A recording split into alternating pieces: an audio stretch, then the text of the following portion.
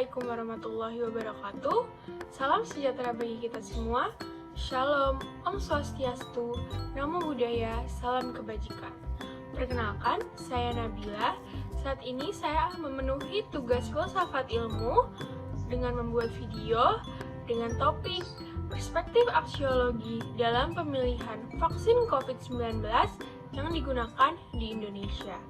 Dengan judul Indonesia dan 6 vaksin COVID-19 yang berbeda.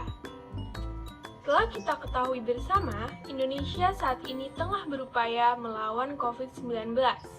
Salah satu upaya Indonesia dalam memerangi COVID-19 ialah dengan melakukan vaksinasi kepada warganya.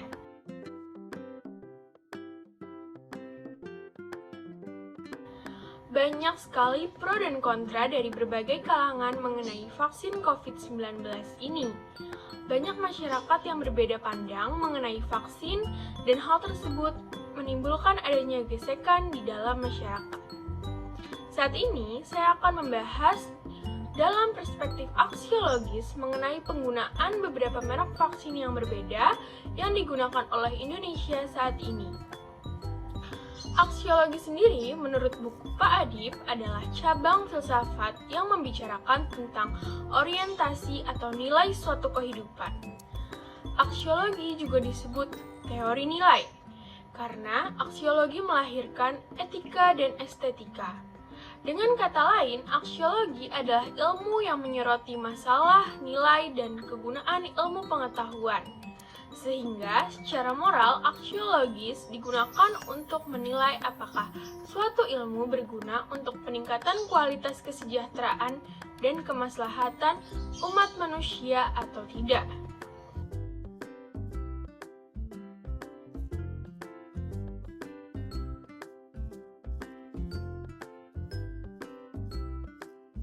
Dari penjelasan tersebut, saya mengkorelasikan konsep aksiologis dengan pemilihan merek vaksin yang digunakan di Indonesia. Seperti yang kita ketahui, Indonesia menggunakan 6 merek vaksin COVID-19, yaitu vaksin merah putih Bio Farma, AstraZeneca dari Inggris, Sinopharm dari Cina, Moderna dari Amerika Serikat, Pfizer Inc. dan Biotech dari Amerika Serikat, dan Sinovac buatan Cina bekerjasama dengan Indonesia. Mengapa demikian? Kenapa Indonesia menggunakan banyak merek vaksin dan apakah terdapat perbedaan dari tiap merek vaksin yang digunakan? Hal ini telah dijawab oleh Bapak Menteri Kesehatan, yaitu Bapak Budi Gunadi Sadikin. Beliau menyatakan perbedaan vaksin sebanyak 6 merek ini dikarenakan seluruh negara berebut untuk mendapatkan dosis vaksin sebelum semakin banyak masyarakatnya yang menjadi korban. Beliau juga menyatakan tidak ada negara yang hanya menggunakan vaksin dari satu perusahaan. Dalam proses pembelian vaksin ini sendiri, terjadi penyimpangan antara negara maju dan negara berkembang ataupun negara kecil yang tertinggal. Dikatakan lagi oleh beliau, hal ini dikarenakan penurunan ekonomi akibat pandemi dan hutang negara di internasional. Di Indonesia sendiri, anggaran juga tidak sebesar negara maju. Menurut beliau, semua merek vaksin tentunya akan memberikan efek samping, tetapi itu kembali kepada penerimanya. Apakah penerima memiliki komorbid atau penyakit bawaan atau tidak.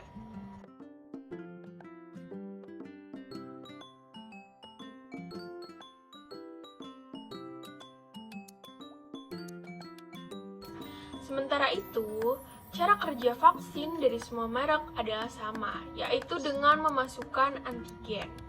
Tetapi, apakah efektivitas tiap merek berbeda?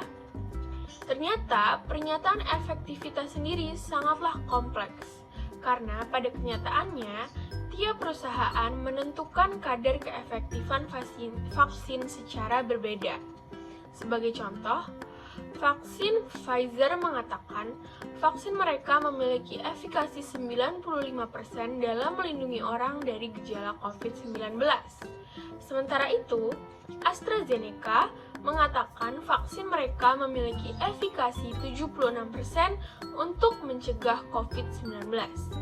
Dari kedua contoh tersebut, keduanya mengatakan dan menjadikan efektivitas cara berbeda. Teknologi dan metode penelitian dari tiap merek vaksin juga berbeda. Tetapi, dari semua itu, inti dan tujuan vaksinasi, walaupun menggunakan vaksin dari merek yang berbeda, tetaplah sama, yaitu untuk menyehatkan masyarakat. Sama seperti aksiologis, menilik dari manfaat suatu ilmu, vaksin adalah suatu hal yang bermanfaat bagi manusia. Kesimpulan dari penjelasan saya ialah, walaupun Indonesia menggunakan 6 merek vaksin yang berbeda, Indonesia tetap bertujuan satu hal, yaitu menyehatkan masyarakatnya. Jadi, kita tidak boleh takut walaupun Indonesia menggunakan banyak merek vaksin, karena vaksin tersebut telah diuji coba dan dinyatakan dapat digunakan. Sekian, terima kasih.